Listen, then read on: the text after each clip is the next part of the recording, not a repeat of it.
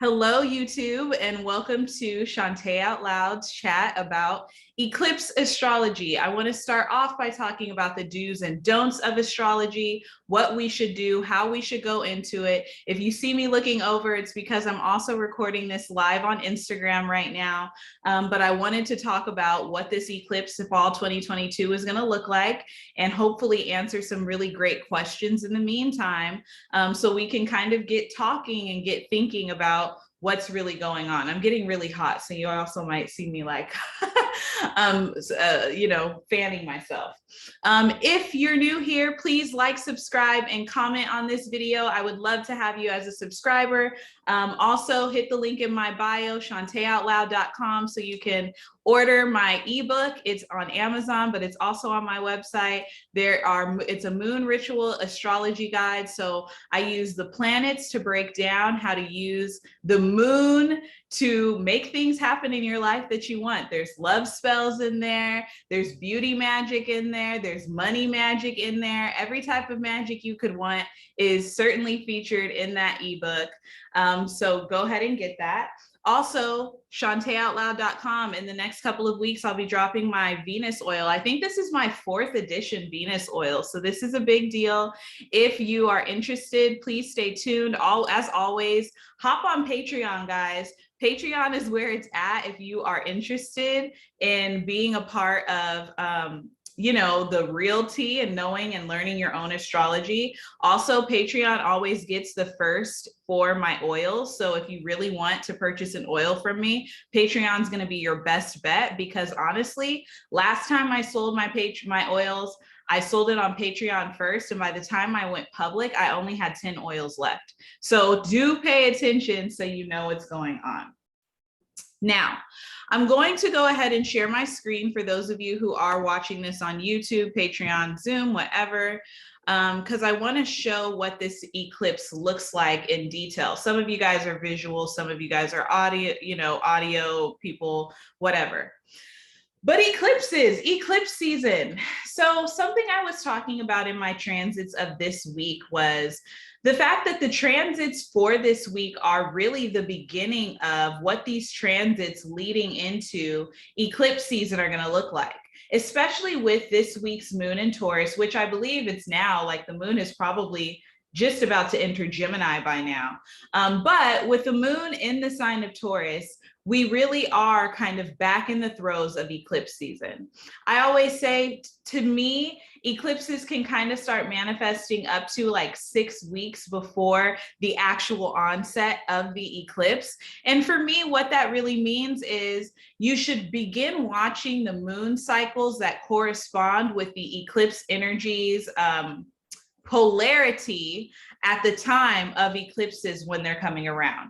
In this case, we are dealing with fixed eclipses, right? We have an eclipse in Taurus, we have an eclipse in Scorpio. This is fixed signs. So some of you might have started seeing some changes surrounding like the Scorpio and Taurus parts of your life back when the moon was in Aquarius, I think like mid last week or early last week, as a kind of a reference point for when you guys might have started feeling this energy or really dealing with some of the eclipse strife.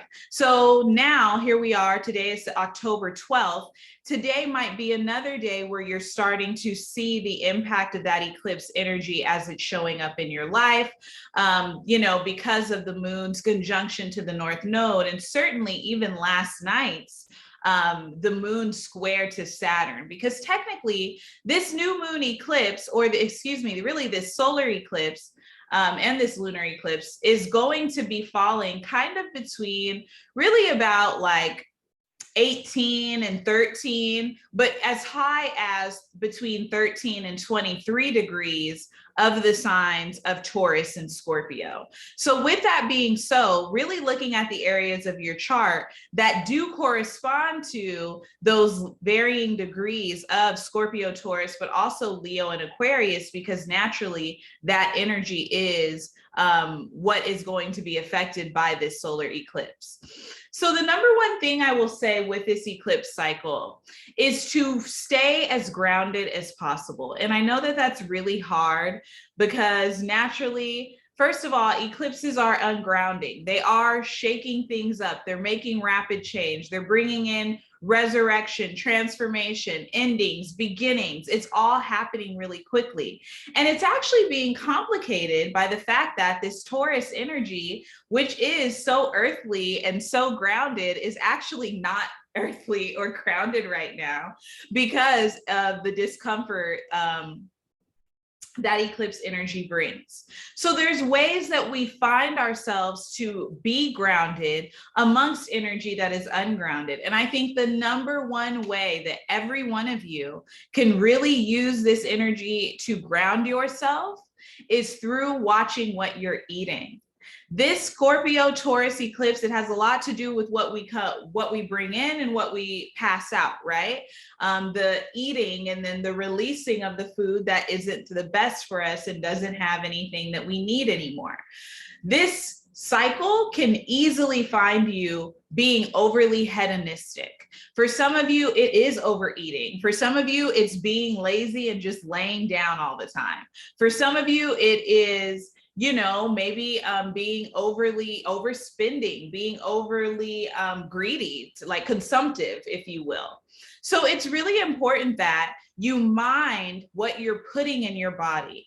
Don't be so quick to eat to cope. I think usually when we're coping with something and we're eating poorly, it's like that's the times where you might notice you're eating crap, like you're eating more candy, or you haven't had a leafy green in days or weeks. That kind of energy is usually what can show up with this eclipse energy, especially if things around you are a little funky. So the best thing to do is eat those leafy greens. Eat good root fruit. It's sweet potato season, people. Get you a sweet potato and live your best life. I love sweet potatoes. But like this is the time for getting rooted in your own energy. So being overly consumptive, overeating, overindulging in like decadence in terms of food is really not going to be in your best interest. Eat good for yourself. Eat good for your body during this eclipse cycle, because you're really going to thank you. Part of taking care of your body is moving. I cannot stress enough, when we're in the midst of fixed eclipses, it's not like last cycle of eclipses, right? Where we were in Gemini and Sagittarius, two signs that really enjoy fluid movement, mutable signs, which are highly changeable and shifty in their nature. I'm sorry, there's hair in my face. Mutable signs, which are always shifting and changing and doing something and taking in new information and reinforming and shifting their mind and decisions. We're in fixed territory, guys. What does fixed mean? Stuck. 9 times out of 10, fixed means stuck. So some of what you are going to be dealing with, not only maybe within the realm of your own life, but certainly with the people around you, is fixed energy. People being unwilling to move, people being unwilling to change their mind, people being like, this is what I say it is, and that's all it is, it shall be. So depending on, what area of your chart that might fall in, especially that Taurus Scorpio energy, you might find yourself feeling very stuck. The best way to move through that is getting up and moving. I don't necessarily recommend strenuous activity because especially with this solar eclipse, this first solar eclipse being in Gemini, Mars and Gemini, or ruler being in Gemini, with Mars and Gemini and Mars being the ruler of Scorpio, we want to be careful. Mars and Gemini can be a little clumsy. It can be a little ridiculous. So it's really easy to fall or to slip or to have accidents by trying to move too fast. So literally it can be as easy as getting up and taking a walk, especially after you eat. That can be a new habit. Hey, after I have dinner, I'm not eating too late at night. It's not too dark yet. I can go around for a quick little 10, 15-minute walk around my block. Maybe I can get in a little more than that. But really getting into the process of what does it mean to take care of my body and make sure that I'm like staying comfortable and staying down and staying calm. This has to do with hydration too, guys. Drink your water. If you need water, drink it. You need more water than you might realize you need. Drink extra water on top of it. Really getting you in your body and in your mind. Now, this is important, especially a lot of the stuff that I'm saying about your body and about your eating habits and about your health is because of, especially again, this first eclipse being so Mars heavy. As soon as you say this, great. Being so Mars heavy is Mars and Gemini is a battle of the mind. There's high stimulation with Mars and Gemini. We're literally seeing it. I don't know about you guys. Hey, Anissa. I don't know about you guys, but there is a lot of energy being focused outside of you. We've got a lot of distractions in the air, especially through social media, Gemini ruling tech, and to a lesser extent ruling parts of social media, the transmutation of information and communication in general. There's a lot of ooh, it's like squirrel, squirrel, squirrel, squirrel, right? All over the place. So people are really easily finding themselves very distracted, very caught up on information that might not have anything to do with them. This is where boundaries are important. Remember, I always tell you guys, Gemini struggles with boundaries just as much as Pisces and Virgo, just as much as Sagittarius. Why? Because Gemini is so busy trying to take in the information. They're not necessarily dissecting it in the way that Virgo does. They're really just taking it in and kind of sometimes regurgitating it. So needing to be really careful about what you are exposing yourself to with regard to information is going to be key here. Everything that's happening is not your business. That means on Twitter, you don't need to follow the whole thread, right? You don't need to click into the thread and see, oh, okay, let me see, what exactly is happening here based on this and based on that and based on this. So that's definitely an important part of this eclipse cycle, is really minding your business and minding your body, because there will be distractions. There will be a lot of talks around you. There will be plenty of reasons for you to turn your head and look in the other direction that has nothing to do with you. You've got to stay on point and focused. Other things to do to stay grounded. Actual self-care. Something that's really important here to remember with the North Node moving in Taurus, certainly, is that it's really easy for you to be very, very greedy right now. People in general are very greedy. They're very covetous in their nature right now. There's a lot of I want, I need, give it to me now, and I need an abundance of it. There's hoarding even to an extent happening. It's really, really important that you are aware of where your need is coming from. It's so easy with Taurus energy. And I can tell you guys, I'm a Taurus moon, okay? I can be as greedy as they come. So it can be really easy for me to just be like, I want this, and not really have a reason for wanting it other than I want it, which can be okay sometimes, right? There's nothing wrong with sometimes just wanting something because you want it. However, there is something wrong with wanting something just to want it and then continuing to engorge yourself on it. You can't do that. And the energy with Rahu or the North Node or the dragon's head, depending on how you look at North Node energy, being in the sign of Taurus, we're extra greedy. We want the whole McDonald's. We want every burger on the menu. We want all the things. And it's like, why? Because remember, the nature of Venus doesn't necessarily go around with her hand out.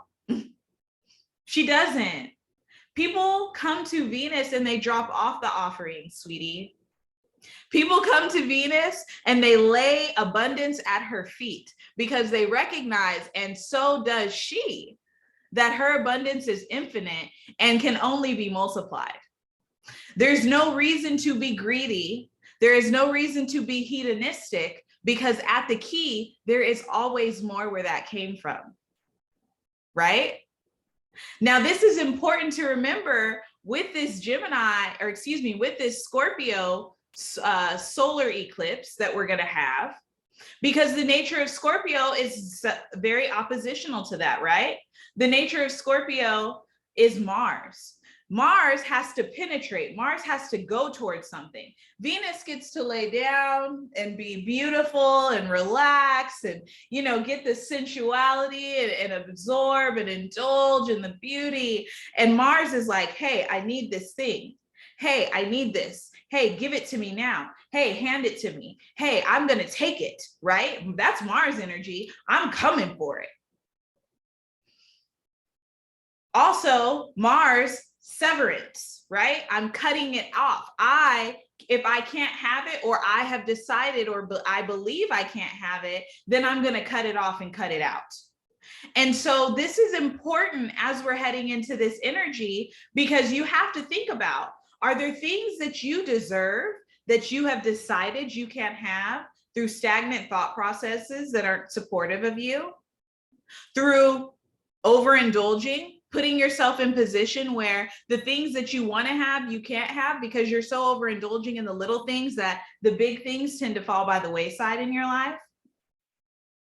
It's not a time where you should be, you know, overindulging, but recognizing also where you sometimes are restrictive with yourself, or you create strain, or you lessen your resources because of your greed. This new moon in Scorpio is offering you an opportunity to change the direction on that. Me with full carts on every shopping arc I have. I don't even need any things I have in my carts, but lately I've been stuck on just wanting to buy. Me too. Honestly, I've been spending so much. I've been spending so much money lately. So I completely understand you, you know, and what you mean. I just want the thing. I just need to have the thing. Give me the thing right now. But it's also recognizing where that's coming from. Hey, am I wanting the thing for me as an only child and as a person who is a pretty much like a very lonesome person? Sometimes I overindulge and overspend because I'm feeling alone. And thinking about the nature of the Scorpio, which really is the blending of resources, sometimes it's, hey, I'm feeling a little lonely, and having a new bag is going to make me feel less lonely, even if it's for just a time, right? So that's something to think about, is where do I indulge, and what is at the core? What's at the foundation of the indulgences that I am choosing right now? Because in some cases, it's not a big deal, right? In some cases, it's, hey, you know, I just, you know, I wanted this thing. I've saved up, you know, when we get paid, we should pay ourselves and we should buy ourselves a gift. That's what I believe. But we shouldn't be buying ourselves too many gifts, or we shouldn't be buying our gifts out of fear, right? We shouldn't be also hoarding money out of fear and not spending out of fear, or being fearful of resources, which I think is going to be a major collective theme as we get closer to the eclipse. People feeling like they don't have enough, or that there isn't going to be enough as time goes on. It's going to lead to people being very greedy. It's going to lead to people being very indulgent. I think we're going to start seeing, similar to like the beginning of the pandemic when people were being ridiculous with toilet paper. I think we're going to start seeing people be like that again too, ridiculously overindulging for no real reason other than I'm greedy and I want. It's really important that you start the new stage. Remember, the beautiful thing about Scorpio energy, especially with this first eclipse, is its ability to transform. You can transform your circumstances. You can transform your thoughts surrounding your circumstances, and certainly your thoughts surrounding your circumstances relating to resources. For some of you, there's been a lot of fear surrounding who is a resource, what is a resource, and you're being given a time to realign with your intuition and recognize that you can trust yourself to make the right decisions regarding the resources that you need in your life for you to grow and get where you need to be. This eclipse in Scorpio. So let's talk aspects. We've got the sun, the moon, and Venus all sitting at 2 degrees of Scorpio. So some of you, those of you with planets very early degree, this first eclipse, This first eclipse, for those of you who have very early degrees in the sign of Taurus, Scorpio, Aquarius, or Leo, is definitely going to shake some stuff up for you. It's going to make you, it's going to challenge what you think about love, what you think about stability. It's going to challenge what you think about organization. Your inner psychology surrounding lack and abundance are going to be called to the carpet during this time.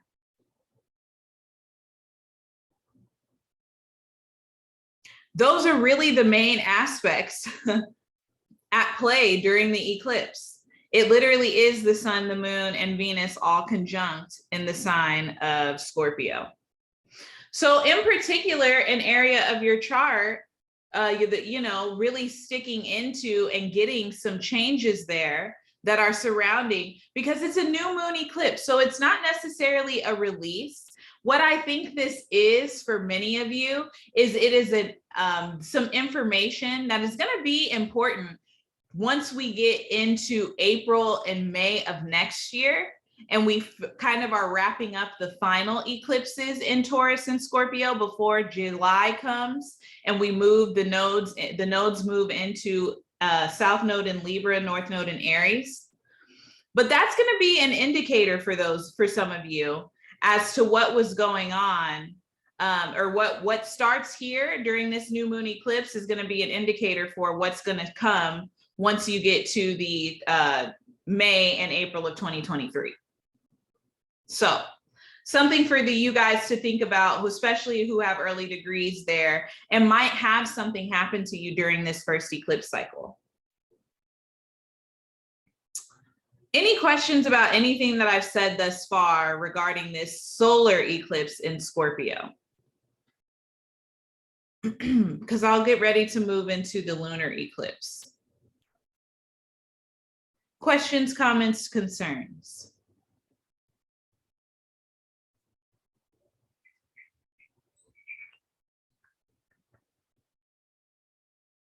No. Yeah, I mean, I think that was pretty self-explanatory. I think I'm pretty good at this. Now, the lunar eclipse that I want to talk about, which is happening on November 8th, this is different. Oh, shoot.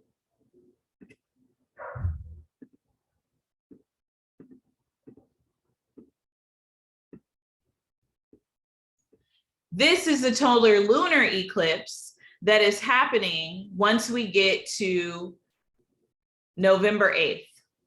Now, this eclipse is different, guys, because this goes back to what I said about this week and the solar eclipse, or excuse me, this moon being in Taurus, specifically when the moon was in its conjunction to the North Node and Uranus at the same time.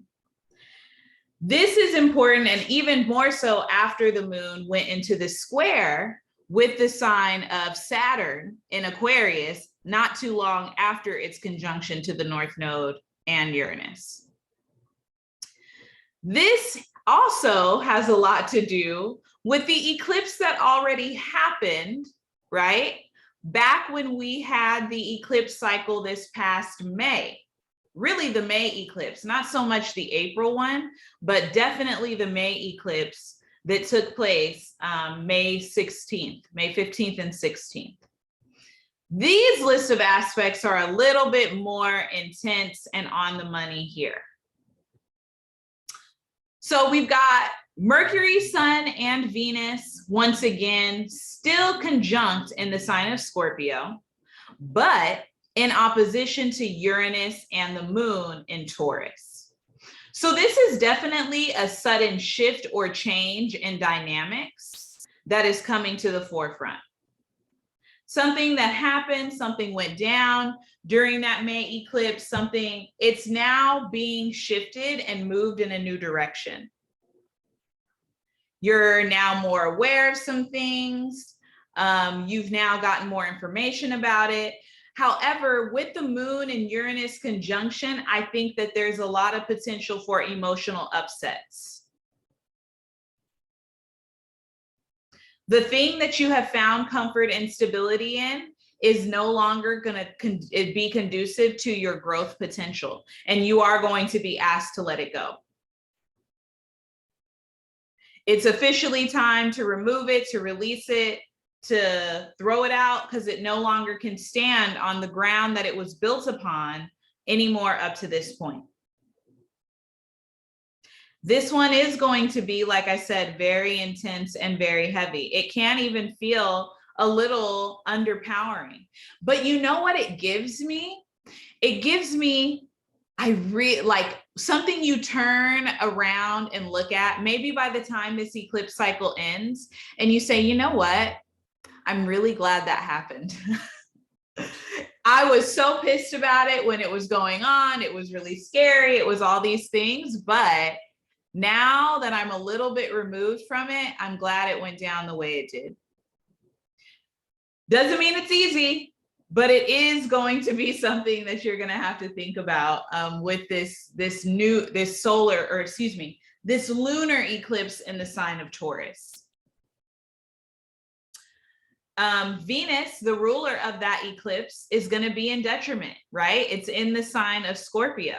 So it's not moving or feeling very comfortable in its position, which means there is something that we have found comfort in that has maybe been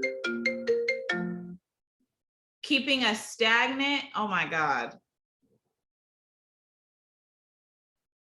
Ah, my mom called and just ruined it. Damn. Ah, I don't know how to do it, guys. Sharing is paused. Bring your shared window to the front. Shoot. There we go. Okay. Anyway, so that's really all I've got. There's something you found comfort in that is probably stagnant. And as a result, you're going to have to find another way to live with it, or to live without it, quite frankly. There's a shift in dynamic. There's a shift in direction. Remember, Uranus is conjunct that moon, guys. When Uranus and the moon comes together, it means things can be flipped on their head. Sudden changes happen, usually of an emotional nature. Sometimes with women can come to the forefront. And so it's really important that you realize, with all the energy that's going to be happening and showing up at play for you, what it was that you need to shift, what it is that you need to shift, and how you're going to go about shifting it. Questions about our lunar eclipse in Taurus during Scorpio season on November 8th. That's a really early one.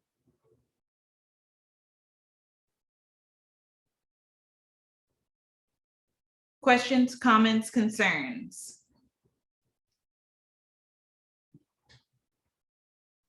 It's a really transformative time, guys. I love eclipses. I do. They can be scary. They can be totally like, wow, that knocked me right off of my feet, 100%. But at their core, they're really good. Just don't try and do any magic. Use this week as your last week. Maybe, you have another 7 days to cast some spells if that's what you're doing and that's what you're into. And then, let Eclipse do what Eclipse does. Definitely protect yourself, protect your home as much as you can during and before this eclipse actually hits, because that's the best thing to always do. And yeah, that's really it. That's all I've got for you guys. So before I get out of here, I want to thank you guys for being here. Thank you for your comments, Instagram. Thank you, YouTubers, for watching this. Like I said, like, comment, subscribe, pay attention to me. Go to shantaeoutloud.com and become a part of my newsletter. Go ahead and become a part of my Patreon. Oh my God. Become a part of my Patreon over on patreon.com/shantaeoutloud.